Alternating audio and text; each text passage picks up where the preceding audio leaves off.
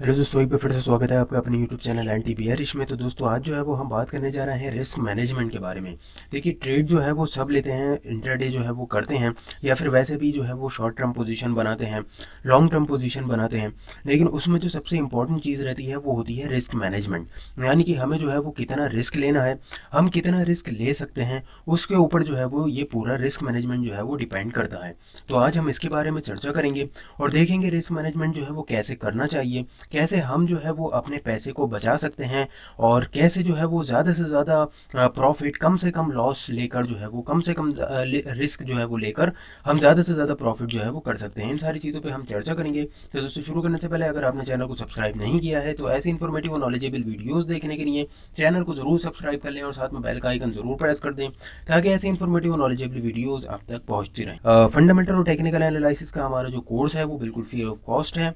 उसका लिंक जो है वो डिस्क्रिप्शन में है, आप जाकर वहाँ से चेक कर सकते हैं और सीख सकते हैं फंडामेंटल और टेक्निकल एनालिसिस बिल्कुल फ्री। दोस्तों, ये जो है वो है हमारे टेक्निकल एनालिसिस का पार्ट 15, और इसमें जो है वो हम देखेंगे, जैसे कि मैंने अभी आपको बताया था, रिस्क मैनेजमेंट के बारे में हम देखेंगे। और यहाँ पर जो है मेन कॉन्सेप्ट्स जो हैं उनको हम देखेंगे, उनको हम जानेंगे। तो बिना किसी फालतू बात के, बिना किसी बकवास के हम जो है वो मेन पॉइंट पर आएंगे। तो चलिए देर नहीं करते हैं, शुरू करते हैं आज की वीडियो।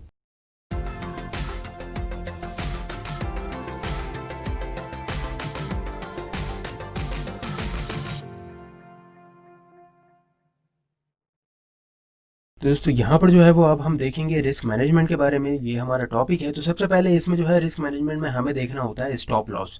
तो स्टॉप लॉस देखिए, इसके लिए रहता है कि स्टॉप लॉस में जो है वो हम अपना जो रिस्क है हमारा वो हम डिफाइन कर देते हैं कि हम जो है वो इतना रिस्क ले सकते हैं, हम इतना रिस्क लेना चाहते हैं। तो वो जो है वो बहुत ही ज़्यादा सही रहता है। अगर हम स्टॉप लॉस लगा देते हैं तो हमारी जो है वो सिक्योरिटी बनी रहती है। तो स्टॉप लॉस जो है वो बहुत से लोगों को कन्फ्यूजन रहती है कि स्टॉप लॉस जो है वो हमें कितना लगाना है, स्टॉप लॉस हम जो है वो कैसे लगा सकते हैं। तो ये सारी जो है वो हम चीज़ें यहाँ पर देखेंगे। देखिए, स्टॉप लॉस जो है वो बहुत ही ज़्यादा रिसर्च करके और बहुत ही ज़्यादा जो है वो मतलब देख के परख कर जो है वो एक स्टॉप लॉस डिफाइन किया गया है, जो कि पूरी दुनिया में ये स्टॉप लॉस माना जाता है। जो लोग भी शेयर मार्केट में, स्टॉक मार्केट में काम करते हैं, वो चाहे वो इंडिया में हो या चाहे वो अमेरिका में हो, वो जो है वो वहाँ पर एक रूल बना हुआ है कि 2% तक का जो है वो मैक्सिमम स्टॉप लॉस हमारा होना चाहिए। यानी कि ज़्यादा से ज़्यादा स्टॉप लॉस जो होना चाहिए वो 2% तक का होना चाहिए। 2% से कम होगा तो चलेगा, 2% से ज़्यादा नहीं होना चाहिए। और ये जो है वो पूरा एक टॉपिक रहता है कि 2% का हमारा स्टॉप लॉस रहना चाहिए और 2% से ज़्यादा बिल्कुल भी स्टॉप लॉस नहीं होना चाहिए। और ये जो 2% हमारा स्टॉप लॉस होता है, ये काय पे होगा स्टॉप लॉस? ये हमारे पूरे ट्रेड पर होगा। यानी कि जो हमने जो ट्रेड लिया है, जो भी हमारे ट्रेड की वैल्यू है, उसके ऊपर ये 2% स्टॉप लॉस रहता है। जैसे कि मान लिया, अगर हमने एग्जाम्पल के तौर पर हमने पूरा एक ट्रेड लिया, जो ट्रेड था पूरा 1 लाख रुपए का। अब जो 1 लाख रुपए का स्टॉक ट्रेड है हमारा, उस 1 लाख रुपए के ट्रेड पे हम रिस्क लेंगे 2% का। 2% हमारा कितना हो गया? 2,000 रुपये। ठीक है, तो 2,000 से ज़्यादा का हम 1 लाख के ट्रेड पर रिस्क नहीं लेंगे। तो ये जो है वो एक स्टॉप लॉस की थ्योरी है, जो कि पूरी दुनिया में जो है ये थ्योरी मानी जाती है। और बड़े से बड़े इन्वेस्टर जो है वो 2% से ज़्यादा का रिस्क जो है वो बिल्कुल भी नहीं लेते हैं, बिल्कुल लेना जो है वो पसंद नहीं करते हैं।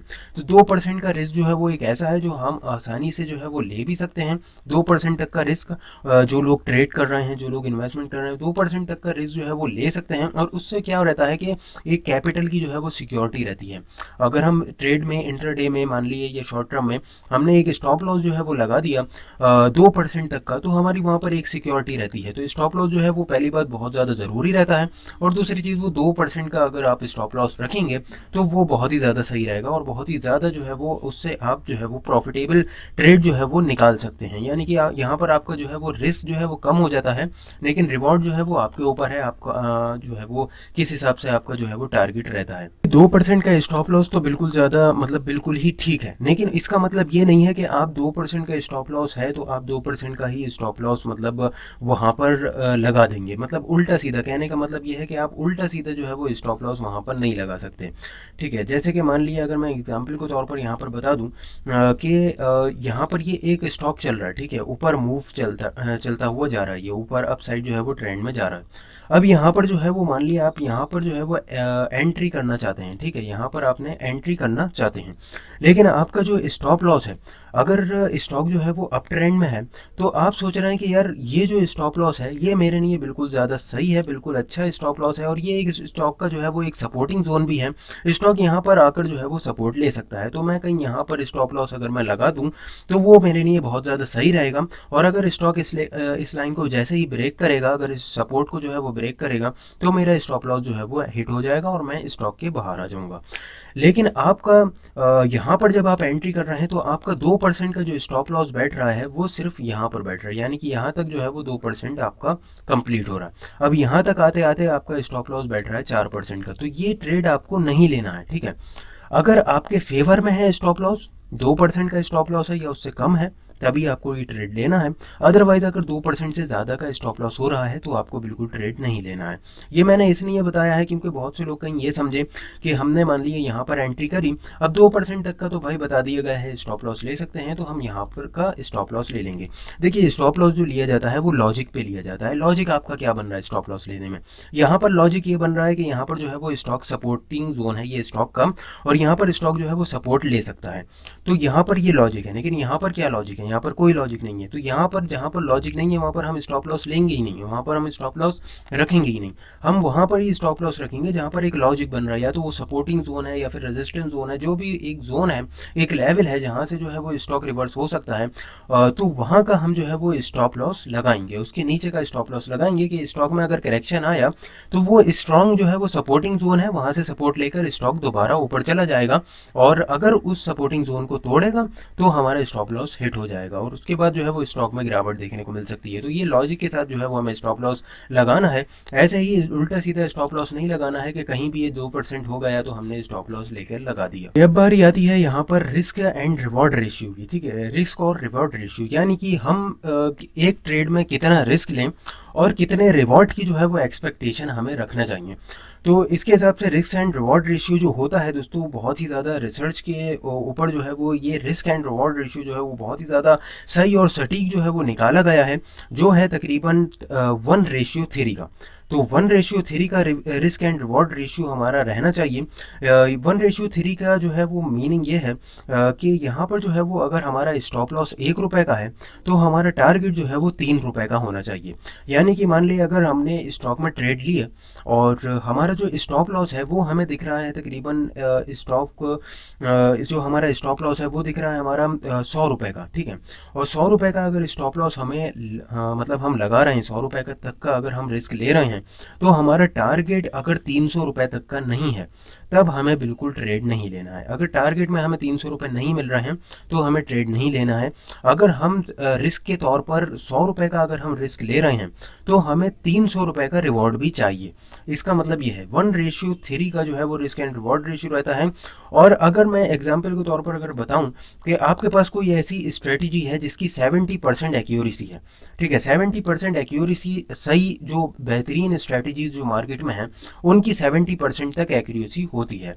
70% से अगर आप 90% लें या फिर आप 95% एक्यूरेसी लें तो ऐसा जो है वो बहुत ज़्यादा मुश्किल है, बहुत ही ज़्यादा मुश्किल है। इतनी ज़्यादा एक्यूरेसी किसी भी इंडिकेटर की या किसी भी स्ट्रेटजी की इतनी ज़्यादा एक्यूरेसी बहुत ज़्यादा मुश्किल है, क्योंकि उसमें ये होता है अगर सारे लोग उसी स्ट्रेटजी को अगर यूज़ करने लगें जिसकी 90% 95% अगर एक्यूरेसी है तो ज़्यादातर लोग उसी को यूज़ करेंगे, और जब सब लोग उसी स्ट्रेटजी को, उसी इंडिकेटर को यूज़ करेंगे तो उसका कोई मतलब ही नहीं रहेगा, वहाँ पर कोई ट्रेड ठीक हो ही नहीं पाएगा। तो इसलिए एक्यूरेसी जो होती है वो कम ही होती है, तकरीबन 70% तक की एक्यूरेसी होती है। तो मान लिया आपकी जो स्ट्रेटजी है उसकी 70% की एक्यूरेसी है, तो 70% की एक्यूरेसी का मतलब क्या है, आपने अगर 10 ट्रेड लिए तो 10 ट्रेड में से आपके 3 ट्रेड जो है वो फेल हो जाएंगे।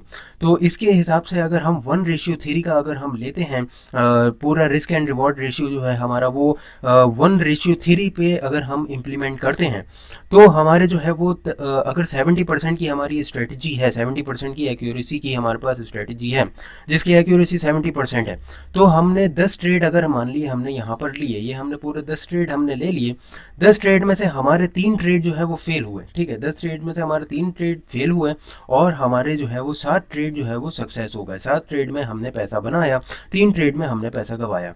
और रिस्क एंड रिवॉर्ड रेशियो के हिसाब से 1:3 का जो आपका जो रिस्क एंड रिवॉर्ड रेशियो था पूरा, तो यहाँ पर 1:3 के हिसाब से आपने जो 7 ट्रेड में जहाँ पर पैसा बनाया, वहाँ पे आपने एक एक ट्रेड पर 3-3 रुपए कमाए। ठीक है, एक एक ट्रेड पर 3-3 रुपए कमाए 1:3 के हिसाब से, एक एक ट्रेड पर आपने 3 रुपए कमाए। और जहाँ पर आपने क्योंकि आपकी 70% की एक्यूरेसी थी स्ट्रेटेजी की, तो आपके जो 3 ट्रेड जो गलत गए, ठीक है, जो 3 ट्रेड गलत गए उसमें आपने कितना पैसा गवाया, एक ट्रेड पर 1 रुपया कमाया, एक ट्रेड पर 1 रुपये का लॉस किया, गवाया।